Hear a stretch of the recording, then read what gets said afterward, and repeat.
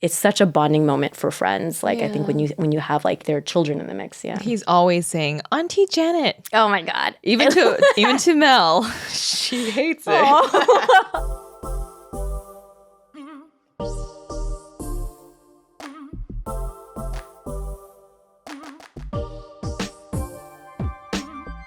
Hi, everyone. As you can see, today is just going to be Janet and myself. We are going to be recording an episode about our friendship. A couple of weeks back, we released an episode with me and Mel, and then there was Janet and Mel. So this is sort of wrapping up this ABG trio duo friendship series. Yes. We are a trio, but we definitely have very special one-on-one relationships. And even though we are coworkers and we do spend a lot of time in the work setting, first and foremost, we are friends. And that is also a topic that we are constantly being asked about more recently, is just diving into and analyzing and talking about platonic relationships. So we thought this is a great opportunity for us to sit down and share with all of you a little bit deeper, like kind of like open up the curtain a bit and show you our one-on-one relationships. Where's the curtain? It's just the wall. It's just a wall back there. But yeah, so let's start with the question of just how did we meet? Do you remember when we first met? I think so. I have a memory of meeting you the first time, but it wasn't like a deeper interaction. And then I have a follow-up that's a deeper interaction. Oh, okay. Do share. Okay, so my first memory of meeting Helen was, I don't remember what year it was, but basically 2015. I was... Okay, yeah, I guess. Yeah. So, okay. I was pretty newly back into LA. And at that time, I was still kind of like finding my groove, finding my people. And I was pretty good friends with Phil's cousin Henry, who was in town celebrating his birthday. Okay. So it was a big birthday, and he had, I think we were going to go to a club in downtown, and I think I had seen Phil and Wes a couple of times, like just casually for like coffee and stuff since I had been back, but I hadn't really like hung out with them in a while. And for this event, we were all gathering with like a bunch of our friends for a clubbing night to celebrate Henry's birthday. And I remember hearing, oh, they both have like these new girls that they're going to be bringing. So I was like, they have lady friends. And I think that at this time, neither of you had official titles, I believe. My memory serves me correct. So I just remember like feeling like, I'm like here. And I was like one of the guys because I was friends with like Henry and then all of our like other they're like their home friends from like Walnut Creek were guys, and then we were meeting these like girls. I don't know that we interacted very much. We probably did the like hotel pre-party, and then we go to the club, and then we had a good time. We went to a club. Was it a club or a bar? I think it was a club. Okay. Yeah, I'm going to say it was a club. Okay. But I don't even remember which one. Okay. Oh my goodness. Okay. When I started to get to know you a little bit more, and this is still not like super deep level, but one thing that sticks out to me was in that same circle of friends when I was back in LA and I was looking for people to just like spend time with, we had a group text and like Phil and I are in there, just like LA people. And I think it was like, who wants to go out tonight? And I was like I think I was just feeling like I wanted to just like go out and dance and have fun with people. And like no one was down except Phil and you were like, yeah, let's go. Oh my gosh. Okay. And so I remember you guys let me third wheel you. Or I mean, maybe you did it. I was like, oh my God, I'm totally third wheeling their like couples night out. I mean, we just went to the club. I remember we just went and danced and had a good time. And I think I remember I really like clicking with you because you were so warm and so just like, hey, like just embracing and not even questioning like, who is this person? But just, yeah, let's go and hang out. And then of course it developed more from that. But that was like my first initial. Dang. You have a better memory than me because all of these stories you're sharing, I don't remember. Well, I have a feeling, I don't know, this was maybe earlier in your dating. So I can see, like, I know when you're early dating someone, sometimes you meet a lot of their friends and you're like, Yes. I don't, Yes. which one are you? Which one are you? Yeah, And I feel terrible because I was telling during No, mine and Mel's conversation, it's like, I don't remember the moment I met you, nor do I remember the moment I met you. Yeah. For you or Mel. Because you probably met like so many other people around the same time. Yes. Okay. I thought the first time we met was in Vegas. Was that way after 2015? It might not have. I mean, The dramatic Vegas trip. Oh, okay. Yeah, yeah. We're not going to dive into that. It wasn't drama between us. No. It was a different type of drama. Yes. That probably might have been like the third or fourth time. Yeah. Oh, like, I don't think we really hung out. Damn. I'm terrible. This is just I don't blame you. solidifying the fact that I am a goldfish that just forgets everything. Wow. Okay.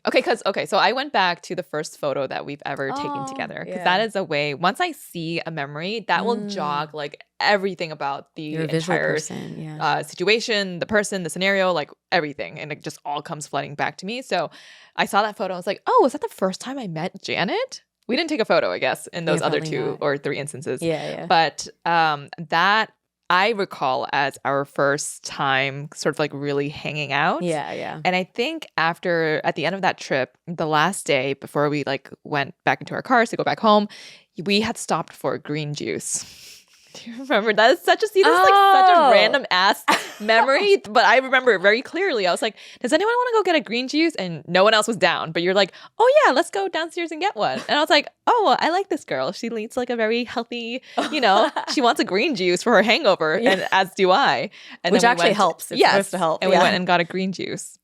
Aww. So I actually don't remember that. I remember getting a green juice on another Vegas trip with you by the time when we knew people more. But I think that's a thing that we do. Yeah. But that, and then I looked back on our Facebook wall, because I think that's also a good indicator of like, when did this friendship start, especially when we used Facebook a lot more back then. And I had written on your wall, happy birthday, but that was back in 2016. Aww. So we had already known each other for, I don't know, I thought it was 2015. Maybe it was before then, but you didn't respond back. Oh no! I've stopped. There was no likes or anything for like no. Yeah. And then after that, it was like immediately a post about ABG. So and that was in February 2017 is when we first recorded our podcast, or attempted to record our first podcast. Yeah. To think that our friendship jumped so quickly from that first meeting in 2015 to 2017. Yeah. That means that our relationship like really developed to a point where we were like, okay, let's start this company and try this thing out together. Yeah. And I think that's pretty cool to think about, because I never actually thought about the timeline of this. I didn't really either. Yeah. And I didn't think about, I guess because at the time it felt like baby steps, like, oh, we would go and hang out more frequently. And oh, now we're kind of like living near each other. And then, oh, we're going to do a passion project, and suddenly it's a business.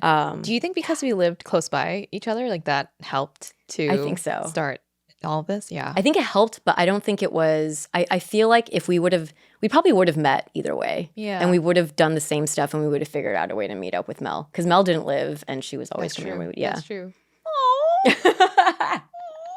Wow. Okay. Crazy. The next thing we're going to talk about is describing our dynamic. So we are a trio, but with just the two of us, how would you describe our dynamic? If I were to describe our friendship dynamic in 3 phrases, I like to do these numbered things so it's easier to follow. Yeah. 1 would be supportive and gentle. Oh, yeah. Vulnerable. I think we've reached a certain level of ease and openness, or like the speed to get to that level of vulnerability is much quicker, I think, with our friendship compared to other friendships. Yeah. And 3, I feel like we're both just down. There is like a downness to us that is like, it is very solid within our friendship. That is true. Yeah. Like I almost forgot, because like that was probably the thing that really started or ignited our friendship. But I feel like whenever, say, like I wanted to go to an event, or be like, Janet, this like, is true. Especially when you were saying we first met, you were kind of just like, who's down? Yeah. You know? And then we were down. Or I just remember moments where we had like house parties, and I wanted to get the party going, or like the dancing going. I would turn on some music, and then I would start dancing, and like you would also be just trying to get everything the party going started. too, you know? So just down. Yeah. I like that, using 3 phrases.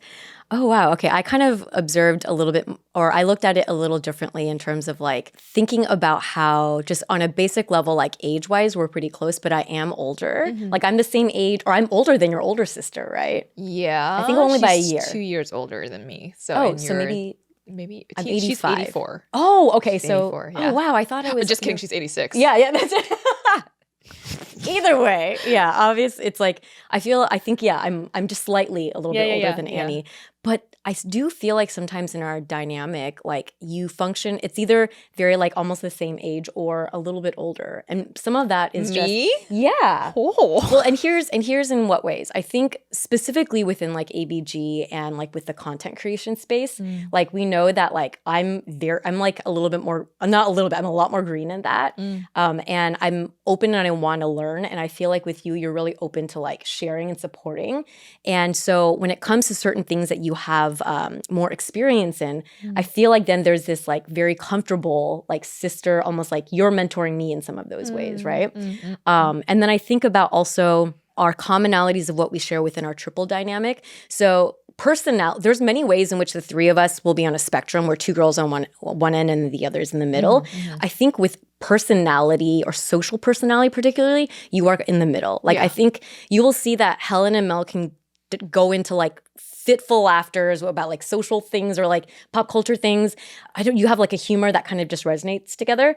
And then you and I feel like connect on kind of like I don't know how to describe it, but like sometimes with like businessy type things or like conversations about like analyzing different, I think more like more deep conversation. Is that what you're trying to say? I mean, no, it's not. Well, because there's different types of deep, right? But I think like when we talk about like business type stuff and looking at the market, looking at industry, maybe because we come from both more of a business background. I feel like we click and we get into like a state like that.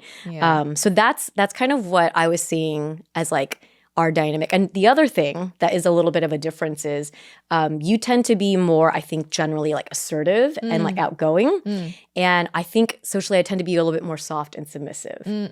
But somehow when we're together, it feels like, I think when we're one-on-one, it feels very like equal or like similar.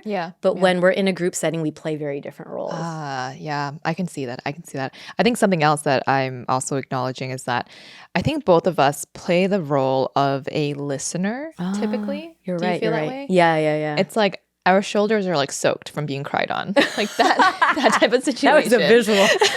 But I feel like that is how that's very we true. generally are. And when it comes to like vulnerability with friendships too, that is something where I feel like we're very much aligned on in terms of the spectrum. I think Mel is very much an open book. And we, for some reason or another, and I think it comes down to like upbringing and family dynamics and all of that, we do tend to keep a wall up. And we want to keep that wall up because we feel like we're going to burden our friends if we were to share or like whatever we're going through like onto our friends. We don't want to give them the weight of our own responsibility. And I think that's something we definitely share with each other. That is very, very true. Yeah. And it's not only in kind of like how we handle emotions and friendships, but I think you're right. We are both very more listening types, I think, when it comes to like one-on-one conversations for sure. Yeah. Yeah. I see you also as like my emotional protector. Oh. That is, I think, the dynamic or role that you do play. There are definitely times where, like, Philip and I, we like to banter a lot.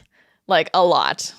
And I think when people don't understand or, like, when people see that dynamic, some people would be like, oh, that's terrible. But then I think you see it and you're like, I'm going to defend Helen. Yeah.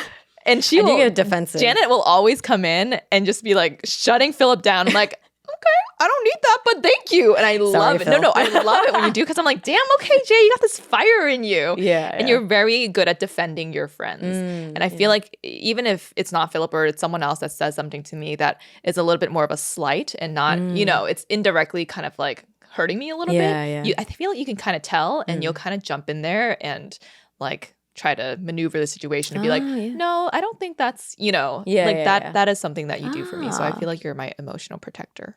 Oh, thank you. I never thought, I do. I know you and Philip, like you both are also kind of competitive people. And so you have that dynamic. And I think earlier on when I didn't understand that, I knew that you guys both have that like, like banter back and forth. But sometimes I just get like, why are you saying that to her? Or like, that's exactly the face that she would make too. I'm like, yes, Jay, I'm just going to be silent. Oh, yeah, that's really kind to say. Yeah, I actually do. I very much feel that way with you too. And I think that maybe more within the three of us because I have felt more of like just on age-wise the big sister, I struggle even more with like opening up to you guys sometimes. But I have felt that whenever I have to you, it doesn't, like I'm met with the ability to hold the emotion and not be like, knocked over by it or make me feel like I'm a burden. And I think it's also because I can tell you've experienced how to handle certain emotions in a way that it won't tear you apart if I share my things with you. So, yeah. Well, what are some things that you think we have in common? We addressed a few of those just earlier, but other things that we have in common. One kind of just immediate thing that comes to mind is that we both have sisters, except you are the younger sister and I'm the older sister. But our sisters are also around each other's age. Like my younger sister is 87 yeah. Okay, and he yeah. is 86, which is pretty close. So Yeah. only like 2.5 years apart. Yeah. And I think that does kind of impact a bit of your maybe the way you see the world or your relationship dynamics when you grow up with another female like figure who is a best friend in some ways and then also your deepest enemy in other stages in your life. But then I think generally when you get older, it's like maybe someone who could be very different from you in certain aspects, but you know that you both, only the two of you know certain things of your family or your upbringing of the way that you kind of like saw life. And I don't know, there's something very significant about that. Yeah, yeah. We both lead a very healthy and active lifestyle. That is something that is very, I think we've shared since like, okay, what I thought was the second time that we met up was for a hike in Malibu, Pacific Palisades area. And you're like, girl, that's like the 10th time. But no, it's probably the third, fourth time. Under 5, right? Under 5. And I remember thinking to myself, oh, she likes to hike. She likes her green juice. She likes drinking, like drinking and then getting green juice and like hiking. This girl is amazing. So that also told me that there are more things that we could do together. Yeah. And when we lived in downtown, we actually would wake up in the mornings and do cardio yoga. Yeah, was it cardio? yeah. What would you call that? They had different classes. Some of it was more just like regular flow, but like vinyasa and like heavy or like faster. Yes. And then some were like weights. So there were weights involved and there were like burpees and all of that involved too. So kind of fusiony. Yes, but I will say that I am not the type of person that liked to do yoga. And the first time that I did it with you, I was just all out of sync. You know how you're supposed to like breathe when you're like the breath going from one motion motion. to the next. You're like breathe in and then breathe out. And sometimes they forget to tell you to breathe out. Yeah. So I remember I was just like holding my breath for all of these moves and then I'd be wheezing by the time everyone else was breathing. So it was like a terrible experience at first, but then you are the one that taught me to like and enjoy yoga because I think there are very good benefits of yoga. It did make me feel more like zen and like stretched out. So you introduced me to that and I appreciate that. I mean, I remember that experience and like you did great and Girl, you were on your head. I was on my elbows the whole time, okay? Trying to get on my head. The breathing is hard though. I remember seeing like, because you're athletic and you would, I feel like you physically you're able to keep up with all the moves. But yeah, I forget that there's the breathing part. And then if you're not aware that you could be holding your breath or not breathing. I blame it on the instructor not telling me to breathe out or back in. I was just like I was following along. Yeah, you're like, no out breath. Come on. That was funny enough. My second thing that I put as well is that we shared that like, I want to say it's a little bit of a passion, but I think it's also learning to use like activity as a tool because numerous times when we would talk about like the stresses of work, I remember we both had stories where we said, I went for a run and then it helped so much. Yeah. And I think that was maybe for both of us when corporate lifestyle gets so heavy sometimes or like just like chaotic, like being able to just go for a run and like move your body and sweat was such a good way to like, I don't know, oppose or like take care of yourself during this time. Yeah, that is definitely a similarity that we have. Another one, I think culturally we were raised to focus a lot on academics. Yes. That is something that I think we both share. And not just academics, but a certain level of success that would be deemed successful in the eyes of our parents. So Jan and I, we started off at one of the big 4 accounting firms. Did not know each other. You were at Deloitte. I was at EY, but that's where we started off at. And even though your career took like many different progressions and layovers and different all areas, over the place, pivoted a lot, you did end up in UX, which I feel like is still considered a very like stable, job. So that is very true. That is something that I think we share a lot of, just having this like work in the corporate world and try to gain success in that area. Yeah, very much so. I think another thing that we have in common, which we kind of touched upon before, but I feel like we both have a very deep level of empathy and not just empathy, but compassion. And I've talked about the difference before about like how empathy is when you feel someone's emotions or mood, but compassion is when you feel like you have to do something about it, right? To either help them or something like that.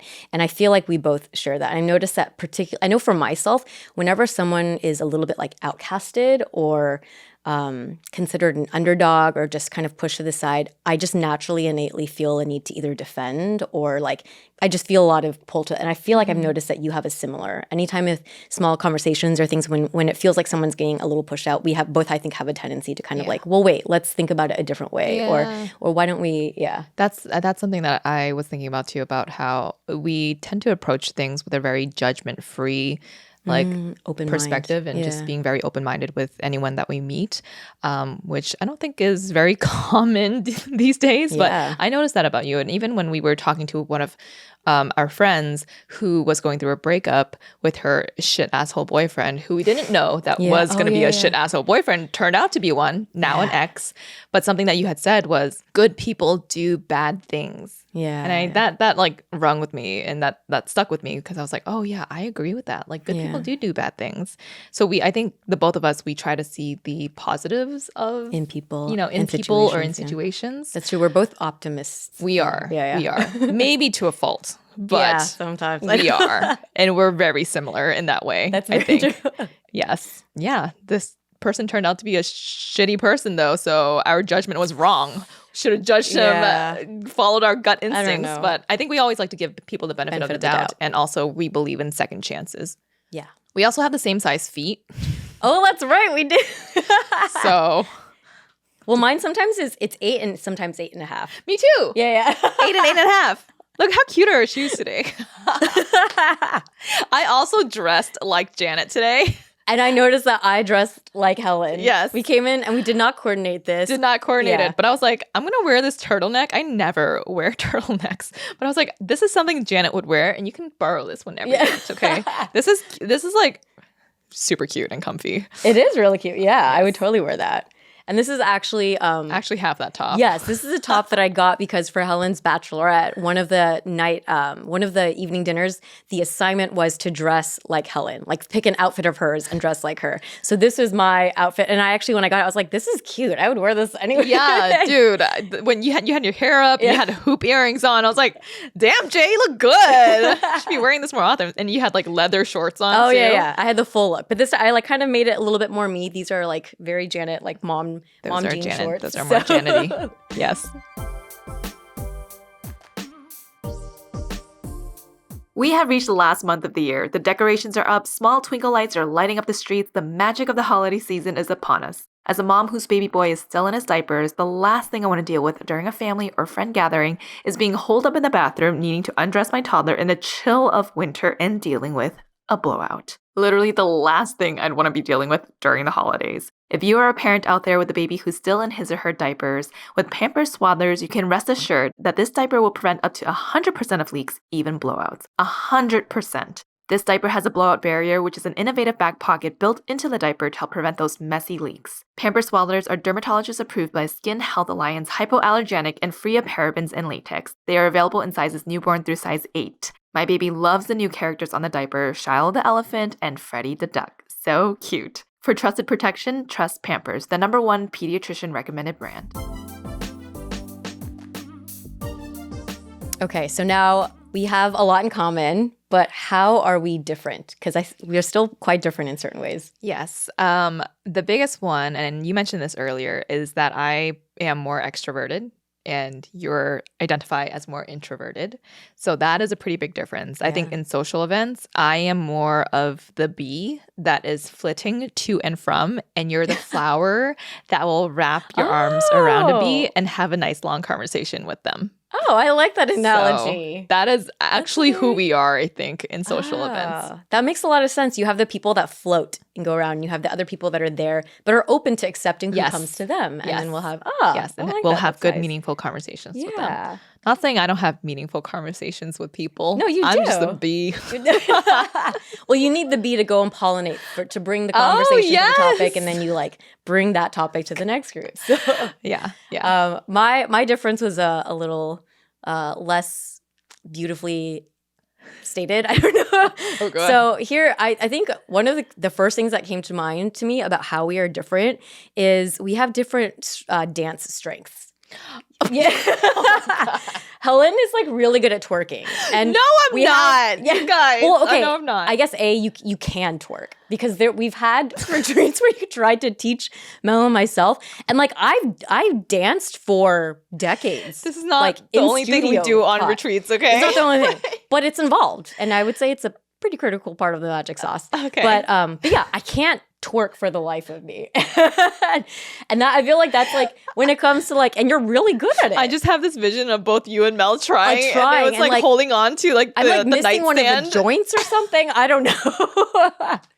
But then on the flip, I feel like I grew up in dance studio and I love a lot of like contemporary. So I remember this one time really late at night, I like got really into like contemporary dance and did something like that. So like I feel like we both like to perform in different settings Yes. and on dance, and we have our different styles, and Yeah. they're like very opposite. That's a good one. That is a very good one. Yeah. Janet likes to come out with like her spider dances. Yeah. Like very Interpretive dance a little bit. interpretive and weird, but also very cool. One that I think is a very big difference is that you're a pescatarian. Yeah. I love meat. Yeah, you are a pretty big carnivore. I'm a carnivore. Yeah. I like my meat medium rare, still red in the center. So That it's actually pretty funny. I think about I have like a handful of really close. Actually, most of the close people in my life are like big carnivores. carnivore so- just sounds like such a It does. I mean, it's, or such a they nasty just, term. They actually really like beef too, because some Yeah. people don't like beef, but they love like a good steak. Yeah, 'Cause, yeah. I love a good steak. But I feel like that hasn't been an issue with our friendship, like Yeah, ever. yeah. The only time, and everyone always brings this up, is when, because for your birthday, you always have us go Yeah, to yeah. like vegan/vegetarian restaurants. There was just one restaurant, not gonna say the name, but everyone was like, "What the fuck are we eating?" And you felt that way too. I was surprised, yeah, because Yes. I had been to one of their other locations because it's a chain, and I always ordered kind of like maybe like one of three things, and so this time was the first time I went with a big group and one of their other locations, and there were just extra things on the menu, and you know when like a food is trying to be like another food and it's not replicating well, I feel like the best vegetarian food is not trying to mimic something else. It is what it is as a totally different cuisine. So you don't have to. It's not about comparing. It's Yeah. about enjoying that dish that is a vegetarian. Have you dish. had a good watermelon tuna, Ooh. fake tuna? Because that's not sushi. No, yeah. I've had actually there was one where they use like dehydrated tomato skin Oh, as like a okay. tuna sashimi. Okay. And that one I can don't see that know working what it better. tastes- Yeah. When yeah. I, the like, flavor bit- profile's a little closer. I to, bit like, into one that was like a watermelon with like That's soy sweet. sauce, and Yeah, I was yeah. just like, That's "The not it. fuck? That's not it." So I do feel like even though you're I feel like in socially you're very risk taking, and I'm maybe very like risk averse.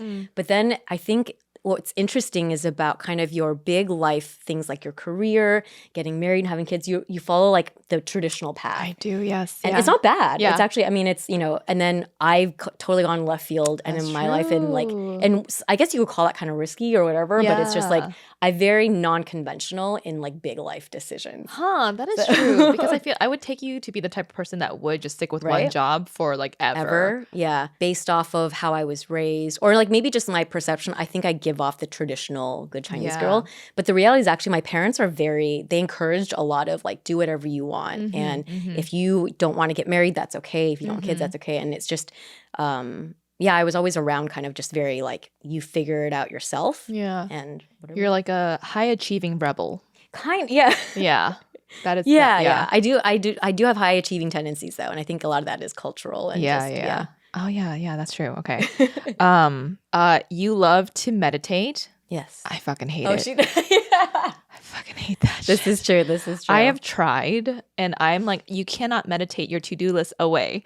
I know that it would be beneficial and probably good for me if I could get myself into it. I know it takes practice. Yeah. But that is one area where I'm just like, Janet, that's a okay. Janet thing. Yeah. That is a Janet thing. Different things work for different people. Although I will say if you go to like a meditation instructor, what they say is the people who say they don't have time to meditate are the ones who That would need it the benefit the most? most. Yeah. Shit. Yeah. And one of the ways that I would interpret that is just that like meditation might help you see the actual value of your to-do list. So instead of like having to get everything done, it makes you reconsider, is this really a to-do? Yeah. Or maybe I should reprioritize. Or maybe it's like the consequence of not doing that Yeah. is it really a hard or something like that. Yeah.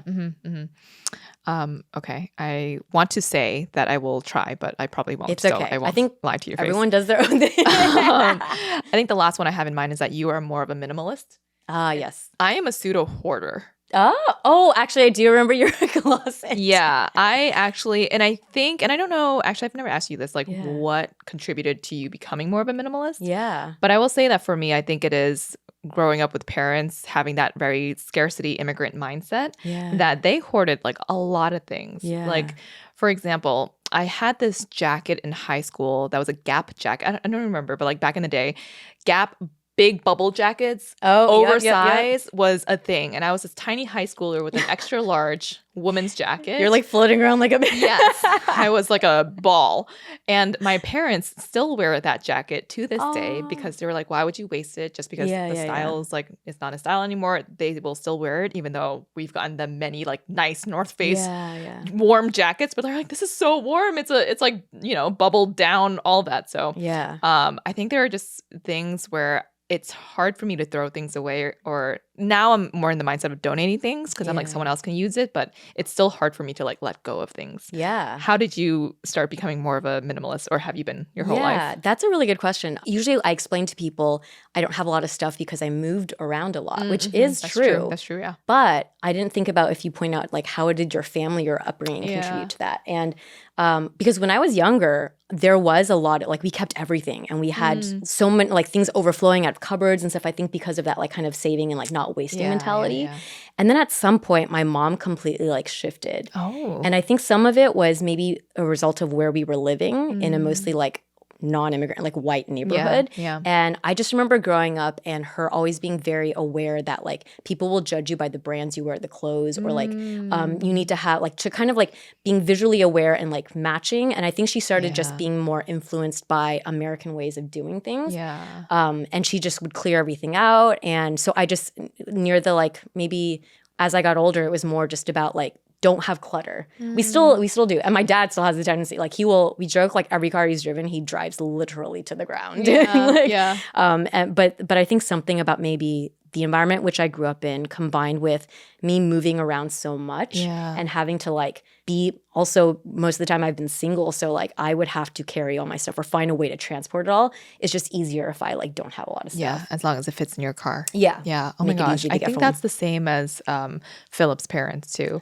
Probably growing up in a more like white suburban neighborhood. There is a level of, making sure that your house is presentable. And when people come into your house, it's not smelling like incense and all of this stuff. Yeah. Just recently I was hang drying my my florals from the wedding. Oh yeah. And I was gonna dry them, and I think someone threw it away. Kind of like, Oh, no! why are you keeping these flowers, these dead flowers in this house?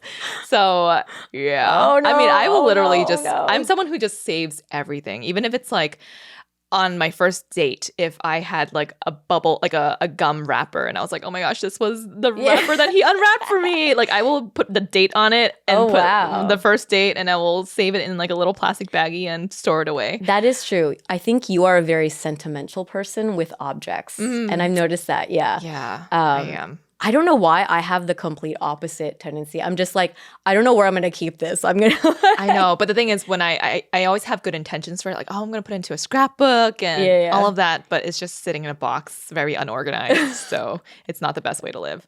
I do want to become more minimalist too. So we'll have to tap you on that to learn your ways. But that is a big difference that we do have right now. Yeah. Okay, so let's go down memory lane. What are some key moments that you can recall from our friendship? Ooh, I mean, I think a lot of our friendship was developed over many, many nights of just like hanging out, things that were really mundane, just like, we planned to maybe just like, I don't know, after work on a Friday, we hung out around someone's kitchen table at one of our apartments, and then might turn into a night out, or sometimes we ended up just talking and staying in all night by ourselves. Yeah.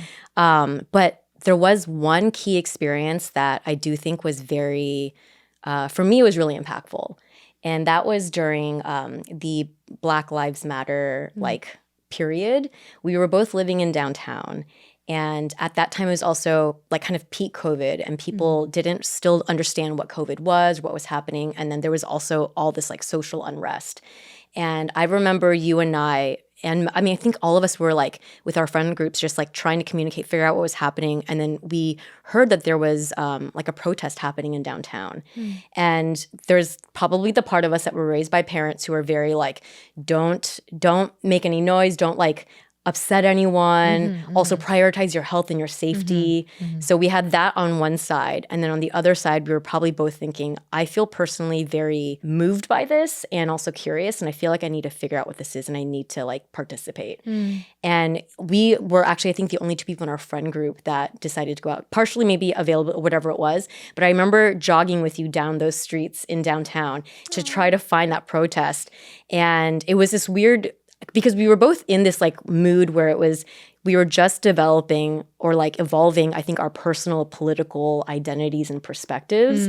And also still in this time where everything is so unknown. And I remember arriving at that like grass field and seeing like US Army people with like rifles. And having moments where you're like, oh, did we make the wrong decision to come out here? Yeah. But then also sitting there and starting to chant with them together and just feeling some of that emotion and really, and that to me was like, whoa, like I felt like we were both in this similar, we're trying to figure out what's happening and where our personal stances are on it and how to have a voice on this in a responsible way. Damn, that is powerful. Yeah, that was I remember we like made signs and we wrote like, I forget what we had on there. Something about like ABG's supports BLM or something like that. Something there was like an ABG. Kind of cheesy, but I think we felt driven. We both felt very driven to just show up and show our support. Yeah. Even though, I remember like during that whole period of time, we were sitting in our condos, which were like floors up above the ground of where everything was happening and feeling like we just were so stuck and like we were so useless, I guess, just sitting at home and not being able to do anything other than like sit on our laptops and comment on people's posts. And it just felt so ingenuine. So you wanting to go with me that was a big moment for me as well. And then we rode scooters back. Yeah. I remember that. Dude, those scooters in downtown downtown is not made for like, I don't know. I was going to say for bikers or scooters, I feel like. No, not at all. Cars do not see not that. at all. A moment that I think was key for me was when I had announced my pregnancy. Oh. And this was a surprise. It was to you and Mel at the same time. But there was something just about your reaction that, I don't know, it was just so heartwarming to see a friend that was just so happy for you. Like I think you were like almost in tears. You were like so genuinely shocked, surprised, and happy. And I was just like, damn, this person's going to be in my corner like for the rest of my life. Oh. You are someone who cheers on your friends very, very much so. And I remember you just being so like floored with emotion and happy. I was like, oh, and then, like that made me emotional because I'm like, damn, she's a good friend, you know? But I think that was a very key moment. Oh, yeah. And then even like throughout my whole pregnancy, like you were so supportive throughout it. I've mentioned this on a podcast before, but when I was supposed to come back, like 4 months, I think it was, or 3 months after our like predetermined maternity leave would have been for me, I think you were the one that said, Helen, do you want to take another month off? And I was just like, shit, how'd you know? Like I definitely needed that month, and it felt like you had just seen me without me feeling like I was being a nuisance or me advocating for myself. I was not advocating for myself. I was in that mindset of like, I can be a mom, I can do this, I can show people that I can do it all, right? But like I could not during that period of time. Such a big change. Yeah. And I think you were able to see that for me. So that was a very big moment too, where I thought to myself, like, Janet really sees me. Oh. Yeah. I did. I could see. I think some of that is experience of having other friends and family become moms and seeing like the behind the scenes of like really what shifts in your life and how much things change. So I do remember seeing in your eyes, like, I know you're a tough person and you also don't like to burden people because we hear that. I'm like, I got it. I'm crying. But I was like, and you so that's how, honestly, for a lot of women, I've had so many conversations with friends or like my cousin where it's almost like you're like, I don't know why, I just feel it. And I was like, okay, yeah, you're not in a space where you're going to prioritize yourself, but you need to, otherwise you're not going to be any help to your baby or to us or any, So I definitely, for me, that I felt closer to you for I think being able to show that vulnerability to me. Yeah. But then also just like being so open with, I think when someone shares their infant with you, like Mel and I coming and being like one of the first people to kind of like meet him, and then just being there for all the like small milestones with him, like also I just feel more bonded to you because like this little person came from you, and now I get to like be there and help like shape, you know, parts of him and stuff. And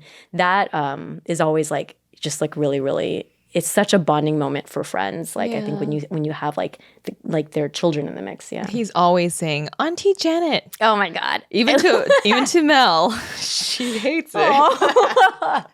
Like, Auntie Janet? And she's like, no. Auntie Mel. But for some reason he like is really very much what's the word?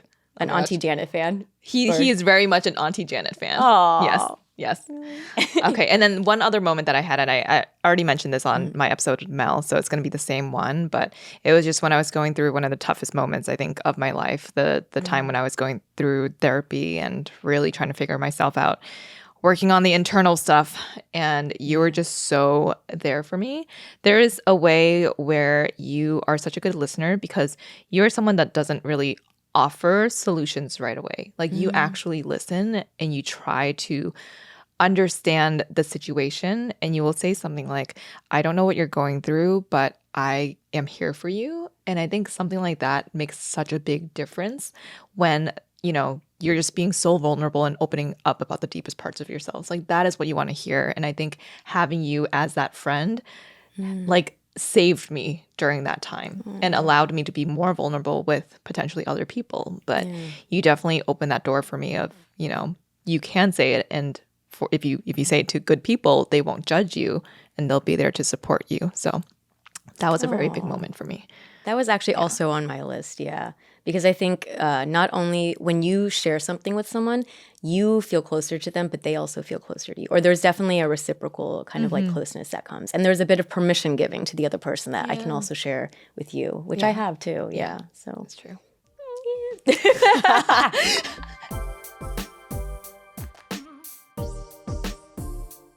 Picture this. You're at home craving some downtime that's more engaging than scrolling through your phone. You want something fun, something engaging, something outside the ordinary. Ever heard of mystery puzzles by Odd Pieces? It is way cooler than regular puzzles. Instead of just piecing a picture together, this puzzle reveals a scene 15 seconds after the image on the box. Every piece you place adds a change to the scene, and it's like you're building the storyline and discovering what's happening as you go. Imagine playing puzzles as if you're watching a movie, and at the end of the puzzle, there's a plot twist and a surprise ending. So grab a cup of tea, put on your cozy lounge clothes, and get ready to embark on an unforgettable puzzling adventure with Odd Pieces. I am personally excited to do these with my sister over the holiday season, especially Glitch and Beyond the Kelp. It is giving me major Lisa Frank Trapper Keeper vibes from grade school. Go to oddpieces.com/ABG and pop in code ABG to score 15% off your Odd Pieces puzzle. This holiday, swap the ordinary for something different. Hop onto oddpieces.com/ABG now and get your puzzling adventure started today. Okay, the next question is, what is something that you appreciate about the other person? I feel like I've already said a lot of things, right, that I really do appreciate about you as someone who is just very unjudgmental, very kind, very compassionate, very caring, very there for your friends. That is like huge. But one thing that I haven't said yet is you are the type of person that never wishes ill will on other people. And I think that is a super rare quality to have in someone. Even your exes, even people who have potentially like wronged you, you're never like, yeah, I hope they get hit by a car or something. Like you don't think that way. And even like working as a trio, there is something about, you know, when people compare us to each other or whatever, but like you never show that part of like, there's no like there's no competitiveness. It's always just wishing the best like for other people and for your friends and even for people who have potentially wronged you. And I feel like that is just so like, no one does that, you know, like Janet really does do that in private conversations, in everything. Janet is that type of a person. You are the type of person. I think that is so unique and special about you. Thank you. I mean, would you agree with that? Do you have internal thoughts where you're like, Yeah, I mean, well, I appreciate that. And I would say I would attribute a lot of that to my parents. I think that they have, and without being conscious of it, I think that they both are just, they've always kind of focused on being a good person. Even if you'll have like, every person has bad days and you might say a thing or think a thing, but at the end of the day, really, and I think it goes back to, I really do believe that everyone is like good in the center. And if they do bad things, it's not that they're not a bad person per se, but maybe there are situations that prompted them to do that. Yeah. But also, I do believe in karma. And so I don't want to wish badly on other people because I wouldn't want someone to wish badly on me. And thirdly, I realized this third thing, when I wish bad on other people, it makes me feel icky. Yeah. So I'm like, I feel better when I wish well on other people. So that's like something more recently in my like practices with meditation and perspective and spirituality that is like, oh, like why wish that? Because if you're getting angry and upset at someone or having those thoughts, you're like, they're not hearing it. You are the one suffering from thinking those things. Yeah. So. Yeah. That is definitely something that's very special about you and that I appreciate very much about you. Oh, thank you. Yeah. So something I appreciate about you, Helen, is I guess, well, I had two words for it, but I guess they kind of come together. You have like an enthusiasm and a preparedness that shows not only in our work, but in like social relationships and party hosting that you do. When they come together, I guess, I don't know how to, there's not like one word for it, but it's when you describe like when you do something, you go all in, like 200%. And I find that really, it's not just great to be around as like a friend, but I think as like a coworker or a business partner or however you want to call it, it motivates me to also want to be better and to up my game. And that I really do appreciate. Aww, yeah. So that is thanks. something that I feel like is... I think that is definitely like the perfectionist side of me that does push it to the extreme. It's not always great, but I think the outcome is always fun. Which makes me think of our next question, which was, if you had a piece of advice you could give this person, knowing that they would not be offended, what would it be? Ooh, okay. Yes, please. You talked about the perfectionism. And this is actually something just in Slack. Like, I think as of last night, you said, oh, I'm trying to care a little less these days. But I still do care. And I think and that's very Helen. So yeah, when I say you go 200% into something, I think like your enthusiasm and your preparedness are amazing. But if I could give you advice as a friend, just like sometimes for certain things you can care a little less. Yeah. If not just for your own like mental and emotional like health, or like giving yourself the space to like be okay with. Because I know that you really are like superwoman, but all that it goes somewhere, right? And most of the time I know it's like you put yourself last. So start giving a little bit more to yourself and it's okay. Go get that massage, Helen. Yeah, go get that massage. You got me a present a year ago. And still hasn't. Yes, I actually have 3 different massages that people have gotten me that you over haven't the past used. 2 years that I have not used yet. Yeah. People just know I need a massage. This girl probably, I'm a little afraid to like try touching your shoulders. It'll be like for rocks. I think the one piece of advice that I would have for you, Janet, is that I think you give really, really good advice to both friends and to yourself. Like if you yourself are going through something, you're able to sort of like have a bird's eye view of the situation and just maintain zenness because you're like, everything is going to be okay. Yeah. And sometimes I wonder if that level of zenness will actually push you to a place where you're fighting for your happiness.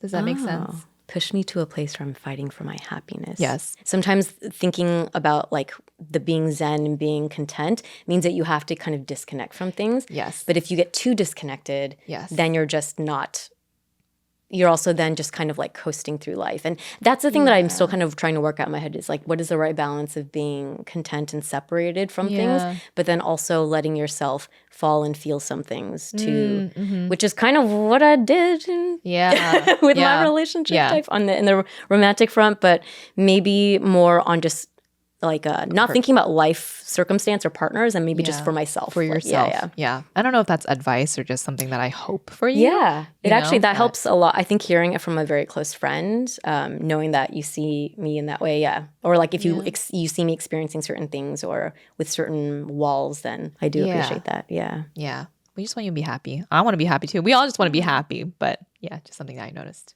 Yeah. Okay, last question. What is one thing that you would like for the both of us to do before we die? It's a very morbid question, but that was what the question was. I don't know. I had kind of just like I probably would change my answer now to more. I said randomly like I feel like we should buy houses and live next to each other. Oh, that's so cute. Okay, That'd be really cool to see like if all of ABG could just be like buy 3 houses or like one giant. Yeah. Oh, that is very cute. Okay, my answer is maybe not as cute, but it's more like a moment in time kind of thing. Okay. You mentioned this earlier in a past episode also, but you said you want to go to Paris. Yes. And sit by the Seine River and just eat like a whole ass baguette, drink a whole bottle of wine without inhibitions, without any, feeling of just being free. Yeah. I would love to do that with you sooner than later. Yeah. Okay. So that's one thing that I definitely want to do. Okay. It's going on our list of things to do. Yeah. Well, thank you so much for joining us in this very intimate conversation. It was also really fun. I'm really glad we did this because I think there are things that we shared with each other that, when you're with the person every day, you don't think to articulate to them because you just assume they know. That's true. Yeah. Oftentimes, like, it's good to sit down and have these conversations. So this was amazing. This is great. Yeah. I appreciate you. Yeah, I appreciate you too so much. And I hope for our listeners that this was like interesting and good for you to watch. I'm pet you. To see the background of our relationship. And maybe, if you have a close friend, you can sit down and ask them some of the questions that we went through. Because I think these are good ways to dig deeper. Even if you think you know the person really well, you might be surprised because we change and we evolve all the time. Yeah. Sorry, my hands are sweaty. It's okay. I've got sweaty knees. You know when like you hold hands with a friend and it's like who, and then it's for a long period of time. You're like who's the clam you want? No, who's gonna let go? And oh. And with that, we will catch you all on the next episode. Bye.